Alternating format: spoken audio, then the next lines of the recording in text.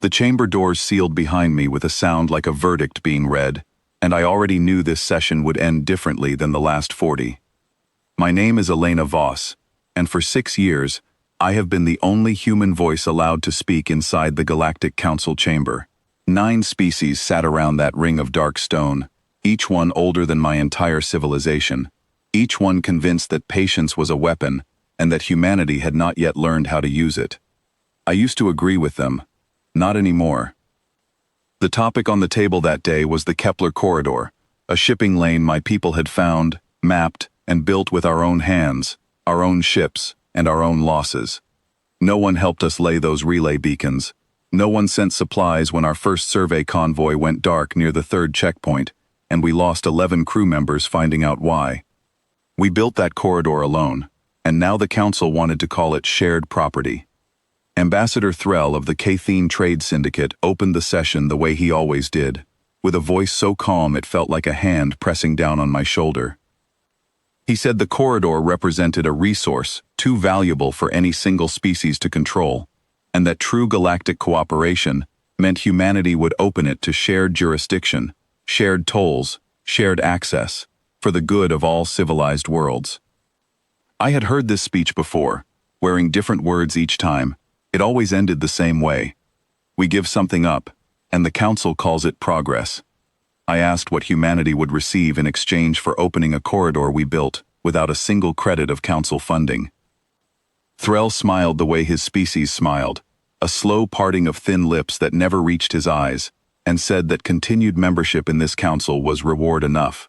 He said it slowly, like he was explaining gravity to a child. Around the ring, the other delegates nodded. The Vor representative, a tall being wrapped in shifting silver cloth, said nothing, which from her was agreement. The Osvani delegate tapped his claws against the table twice, their version of applause. 8 votes, maybe 9, already leaning against us before I had said another word. This was the pattern. Every session, another request wrapped in polite language. Every session, I gave a little more, because that was the game, and I believed for a long time that playing it was the only way to keep our seat at that table. But something had changed in the 6 years since I first sat in that chamber, and the Council had not noticed, because they were too busy watching my face for weakness instead of watching what my people were building back home. Threll continued, laying out the terms as if they were already decided. Full multilateral access to the corridor, Council-appointed oversight of our relay stations, a transition period of 1 standard cycle before humanity's exclusive claims would be formally dissolved. He asked if the Terran delegation understood the terms. I said we understood them perfectly. He asked if we accepted. I looked down the long table at my own delegation, 4 engineers and a systems architect, not diplomats, people who had spent the last decade building things instead of asking permission to build them.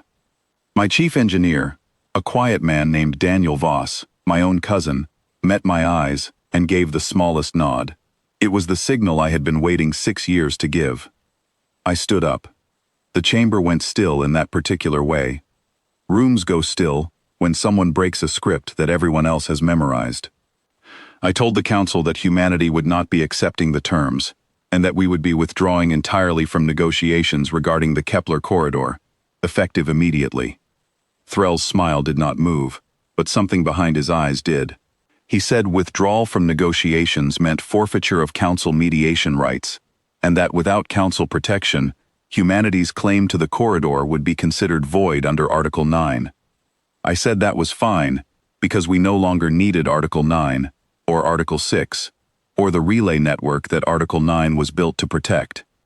I told them that 3 months ago, humanity had completed construction of an independent communication relay system, built entirely with our own resources, spanning our territory, without dependence on a single Council beacon.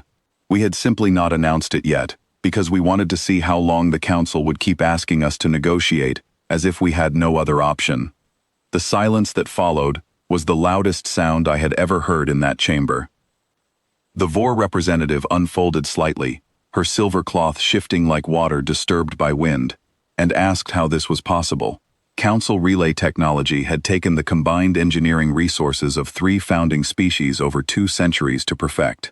She said humanity had been a member species for barely a decade. I said we did not have 2 centuries, so we found a faster way. That faster way had a name, though I did not say it in the chamber that day. We called it the Ember Array, and it began 3 years earlier, in a converted shipyard outside a coastal city on Earth, when a group of engineers got tired of waiting for permission to solve a problem the Council insisted only they could solve. Daniel led that project. He used to tell me, back when it was still just diagrams on a whiteboard, that the Council's relay monopoly was not really about technology, it was about dependence. As long as we needed their beacons to talk to our own ships across long distances, we needed their goodwill to survive as a species among the stars. And goodwill, he said, was the most expensive thing in the galaxy, because you never stopped paying for it. So instead of asking the Council to teach us their methods, our engineers took apart every scrap of relay technology we had ever been given for local use, studied the gaps, and built something smaller, cheaper, and entirely our own. It took 3 years, 2 failed prototypes, and 1 accident that cost us a research station and 4 good people.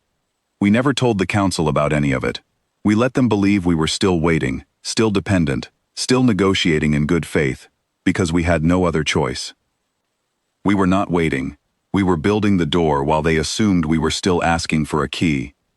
Back in the chamber, Threll's calm finally cracked, just slightly, at the edges of his voice. He asked what humanity intended to do with an independent relay network, as if the answer might still be negotiable. I said we intended to use it, the same way any sovereign species uses its own infrastructure, without asking permission, and without paying tribute disguised as membership dues. He said the Council could still impose trade restrictions, could isolate humanity from key resource networks, could make our position among the stars very difficult. I said the Council could try, but that isolation only works on species who need to be let in. We had spent our entire decade of membership assuming we needed this Council's approval to survive out here. We had spent 6 years of negotiations, myself included, treating every no as a final answer instead of a starting position. That mistake ended today.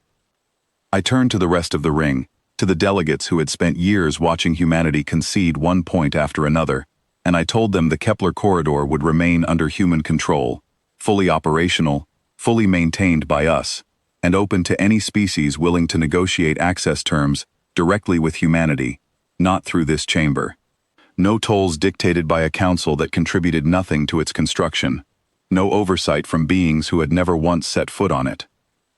Then I thanked the council for 6 years of patient instruction in exactly how their system worked, gathered my delegation, and walked out of that chamber for what would be the last time any human representative sat inside it as a supplicant.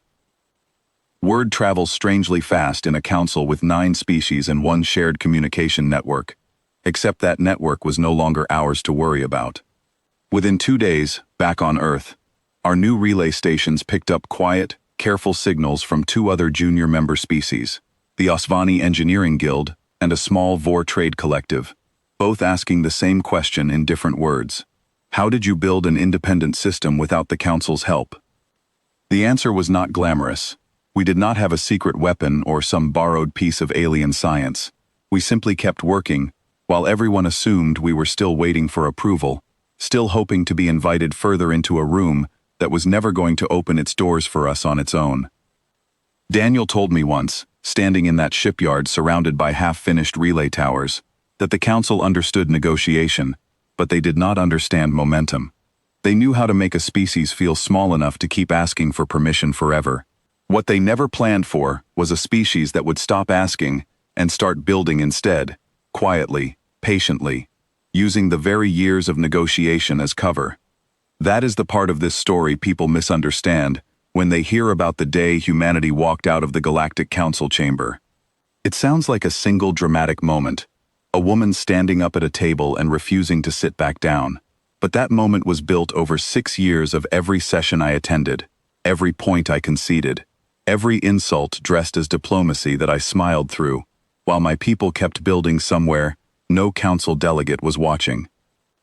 We did not walk out because we finally found courage in that room. We walked out because we had already built everything we needed outside of it, and the only thing left to do was stop pretending we hadn't. The Kepler corridor still belongs to humanity today. The Ember Relay Network has since expanded 3 times over, and 2 other species now run their own independent systems, modeled loosely on ours, built with our engineers' guidance, freely given, no tolls, no tribute, because that is a kind of cooperation we actually believe in. The Galactic Council still meets in that same chamber, still discusses the same slow accumulation of small concessions from its newer members. But they no longer discuss humanity that way, because we are no longer in the room to negotiate away. Some people asked me afterward if I regretted 6 years of quiet concessions, 6 years of smiling at a system built to wear us down. I do not. Those 6 years bought Daniel and his team the time they needed, and they taught me something the Council never intended to teach. Patience is not the same as submission. Sometimes the longest game is the only way to win it. And sometimes the most powerful thing you can do in a room full of people who expect you to keep negotiating forever is simply stand up, thank them for the lesson, and walk out the door you built yourself.